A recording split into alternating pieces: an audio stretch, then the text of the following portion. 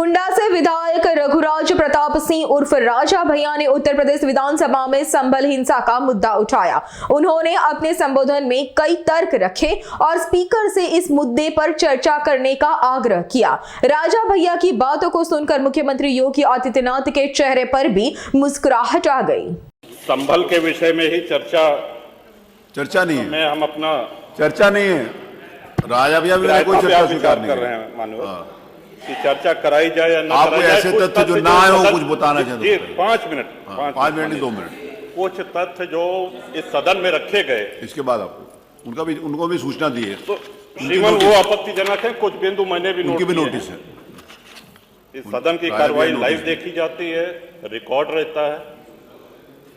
माननीय नवाब साहब हमारे बहुत अच्छे मित्र हैं, साथ में मंत्रिमंडल में भी रहे। पहली बात तो यह स्पष्ट हो जानी चाहिए कि जो सर्वे हो रहा है वो न्यायालय के आदेश पे हुआ है, और जितने लोग बोले हैं इन्होंने पत्थरबाजी का कोई जिक्र, कोई चर्चा नहीं की। अब हम एक चीज तो ये भी जानना चाहेंगे कि क्या पत्थरबाजी करने से न्यायालय का आदेश बदल जाता है? अगर न्यायालय ने किसी सर्वे का आदेश दिया तो उस आदेश को पलटने के लिए क्या तरीका है? उससे बड़ी अदालत में जाएं कि सड़क पे खड़े होकर के पत्थर प्रशासन के ऊपर और पुलिस के ऊपर चला जाए। आज तक कभी प्रशासन का निर्णय, न्यायालय का निर्णय इससे बदला हो तो? दूसरा श्रीमान, पुलिस और प्रशासन के लोग जो घायल हुए हैं उनके प्रति किसी ने कोई पीड़ा, कोई चिंता व्यक्त नहीं करी। बहुत गंभीर मामला है ये। ठीक उसी तरह है जैसे बहराइच में 22 साल का एक नौजवान राम गोपाल मिश्र, 4 महीने पहले शादी हुई थी, उसकी हत्या कर दी गई। इतनी निर्मम हत्या करी गई, इतनी गोलियां शरीर में मारी गई, हाथ के नाखून भी निकाल लिए गए। अपराध क्या था कि उसने अपने धर्म का एक झंडा लगा दिया। श्रीमान, इसी चर्चा में एक बड़ा रोचक तथ्य सामने आया।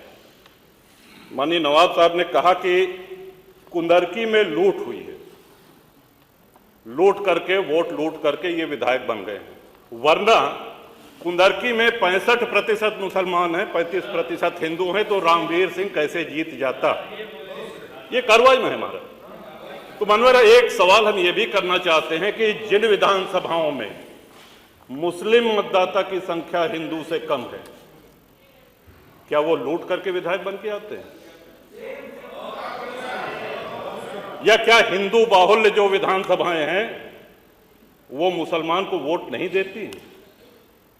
इस हिसाब से तो यही लगता है कि सबसे बड़ा आश्चर्य धरती का यही हो गया कि जब 65% मुस्लिम है तो हिंदू कैसे जीत गया? आज पहला दिन है इन लोगों का सदन में। हमने अनुरोध किया था जो नए सदस्य जीत के आए हैं कम से कम परिचय करा दें, हम लोग भी पहचान लें। हमारा कोई परिचय नहीं है रामवीर जी से, लेकिन वो निर्वाचित सदस्य हो चुके हैं, इस सदन के सम्मानित सदस्य हैं। उनका इस तरह से अपमान करना, उनको लुटेरा कहना, ये तो आपत्तिजनक है। और सर्वे हम बोल रहे तो आप बोले।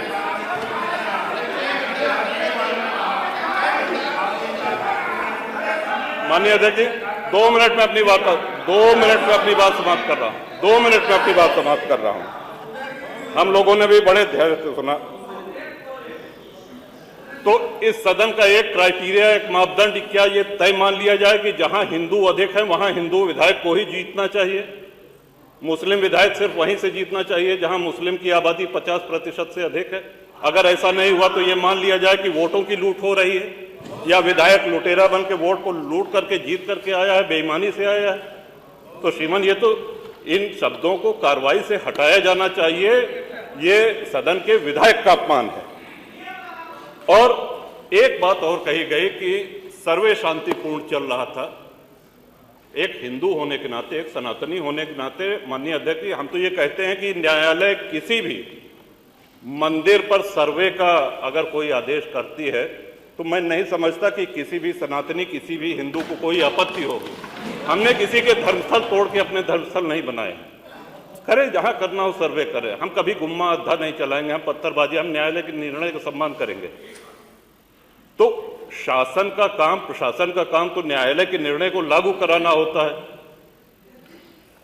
तो इसलिए माननीय अध्यक्ष जी, इस पे चर्चा कराई जाए। चर्चा में भाग लेने की इच्छा इधर भी है, बहुत से लोगों की है और चर्चा कराई जाएगी तो बहुत सी सच्चाइयां। અમારી તમામ માહિતીથી અપડેટ રહેવા માટે જોડાયેલા રહો S9 ન્યૂઝ સાથે।